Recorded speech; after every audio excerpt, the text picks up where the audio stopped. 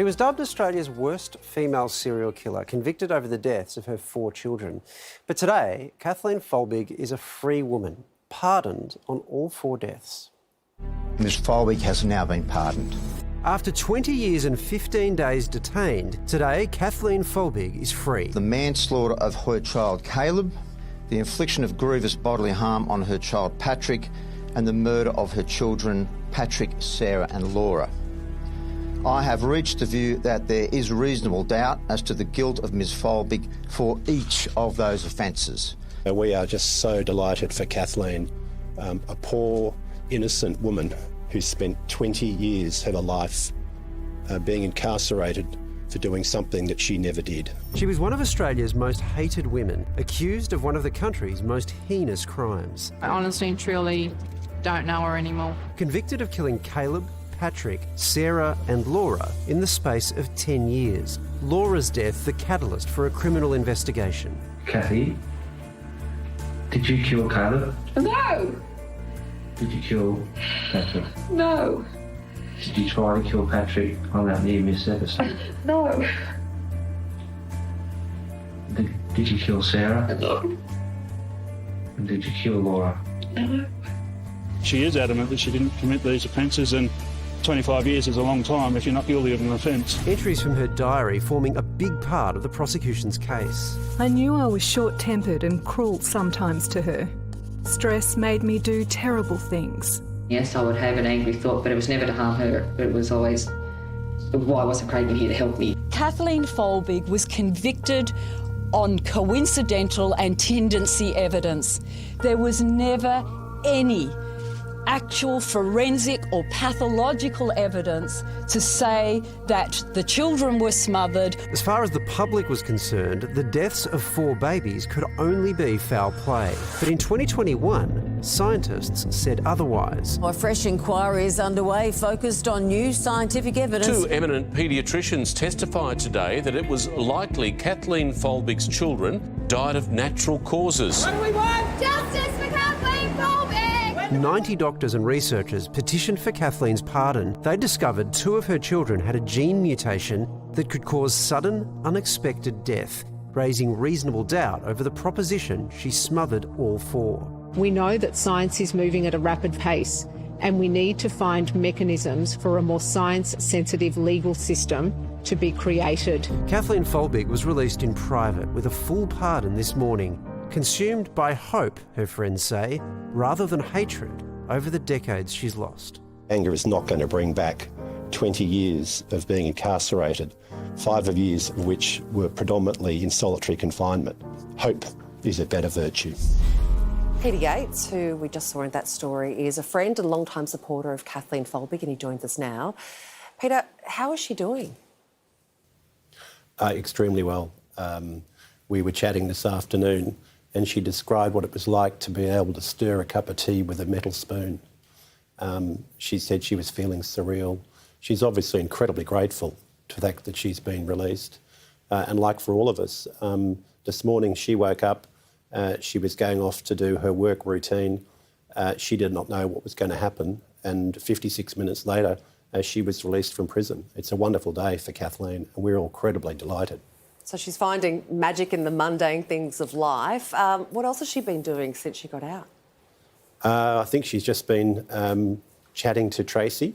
I know she's been doing that. She's been listening to the birds. When we were all chatting this afternoon, that the birds were so delighted to welcome her to her new freedom that we actually had to put them on mute. So she's having a fabulous day.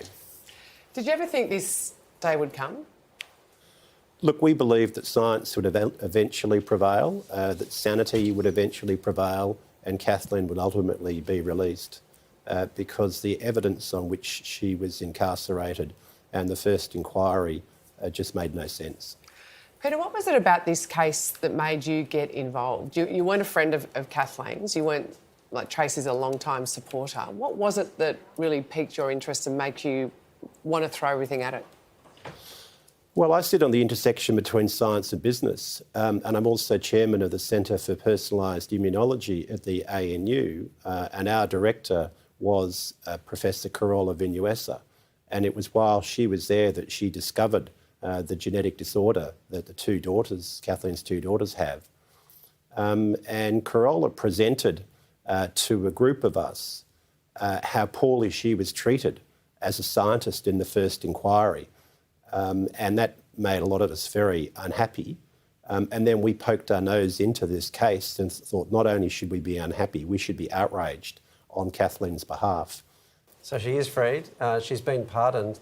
That technically means the convictions still stand. Like they are still there as a matter of fact. Will she seek to get them removed or quashed in some way? And if so, how will she do that? Oh yes, we're delighted that she's been unconditionally pardoned. So that means she can live her life reasonably normally. But until the convictions are quashed, she can't get a passport, for example. And so, yes, we will be seeking that the convictions are quashed as quickly as possible. And our appeal to the New South Wales legal system is please don't do what you've done to date, which is to drag every possible timeline out for as long as possible. It would be very disappointing if I'm sitting here in 2 years' time and sitting on this show and still talking about the fact that there's some reason in the New South Wales legal and judicial system why her convictions haven't been quashed. What do you think about that?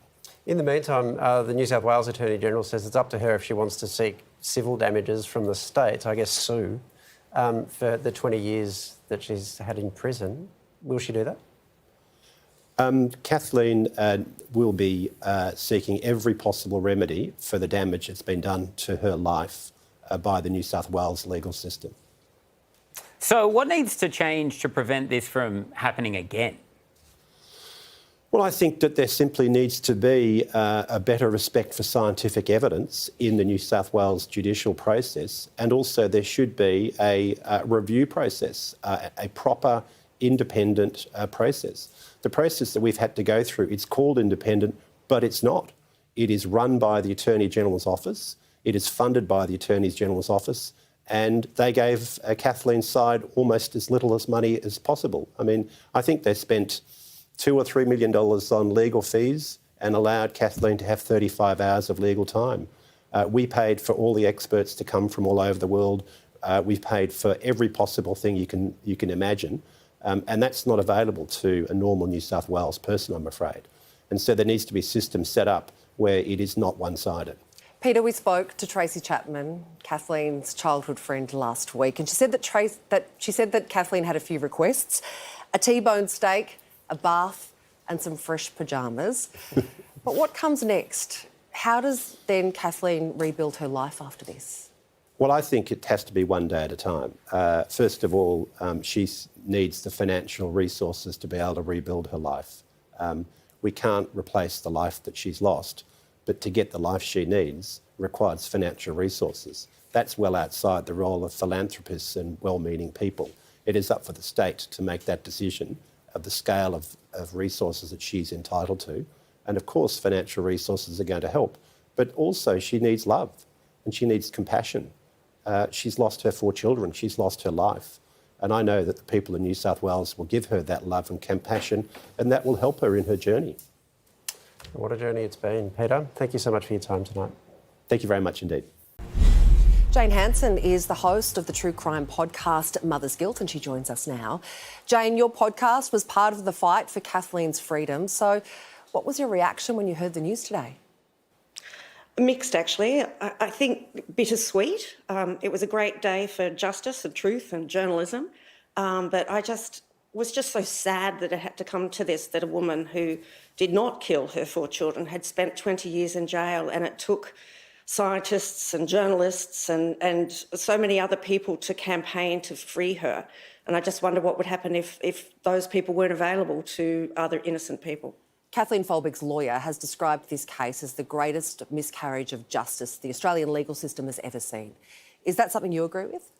Oh, of course. I mean, I think somebody had called it as the Chamberlain case on steroids, and Lindy Chamberlain, there were parallels with that case in that she came across as not the typical grieving mother. Kathleen was accused of being emotionless as well. And I think there's many questions that need to be asked of the law. And I think that there probably will be another inquiry as to how the legal system got it so wrong from the beginning, because in 2003, the case was based on Meadows law, which was already discredited back then. A handful of women in the UK had already been released from jail after being accused of murdering their children who'd actually died of sudden infant death. But then it was twisted into Meadows law, which was one guy's opinion. Sir Roy Meadow, a paediatrician from the UK, opined that 1, sudden infant death was a tragedy, 2 was suspicious, 3 was murder. And that came into this case from the beginning. Jane, you've got an extraordinary personal connection to the case. Can you tell us about that? Well, when she was being trialled in 2003, I was having my own disastrous attempts at pregnancies and losses. I'd lost a child in 2001 and another child in 2004. And her diaries, which basically were weaponised to convict her, and I use that word weaponised because they were taken out of context and they were strung together to make her look as terrible as you could. I recognised her writing in my journaling. I blamed myself for the death of my children. What sort of mother am I if I can't keep my children alive? That's what my personal interest in the case was, to push for this podcast in the first case. And I called it mother's guilt because that's what happens when you lose your children. Any bereaved parent will tell you this. You blame yourself because it's your one job as a parent to keep your child alive. Jane, you mentioned before it's obviously a day to celebrate for Kathleen, but can she ever make up for those 20 years of her life that she's lost? Oh, could you? No, I don't think so. I've not spoken to her. I've got some well wishes and a hug via a text message, but I can't imagine what it would be like to lose 4 of your children and then be blamed for it and then lose 20 years of your life. Where do you begin to pick up from that? I don't know. I guess it's going to cost the taxpayer a lot in compensation. Yeah, absolutely. You can head to our website for all the information on Jane's podcast, Mother's Guilt. Jane Hanson, thanks so much for your time tonight. Thank you. Wow. It's just like, it's one of those incredible moments. Because it's one of those stories that, like, the resolution to get to this point from the beginning would have felt impossible, right? And then it just became inevitable. And it, like the build-up of the scientific opinion and all that sort of stuff that has gone from A to Z, I've never seen anything like it. I can't think of anything in my lifetime like this. I just can't help think of this poor mum who's lost 4 babies and then locked up for it. 5 of those years, 5 of the 20 that she spent behind bars were in solitary confinement. Yeah. She thought at times she wouldn't get out of there. She was scared for her life. And now, like, it's bittersweet. Bittersweet was the word. Freedom, but yeah. Well, that was the word that bumps. kept coming out today. And don't forget, she had a really tough start to life too, because her father murdered her mother and she was a foster child. So, you know, all these things that get thrown at women who aren't emotional enough and not this enough and not that enough, they all really did conspire in this case for an appalling miscarriage of justice. And I'm a taxpayer in New South Wales and I really hope that our taxpayer dollars go some way towards helping her get started in the next phase of her life. Yeah.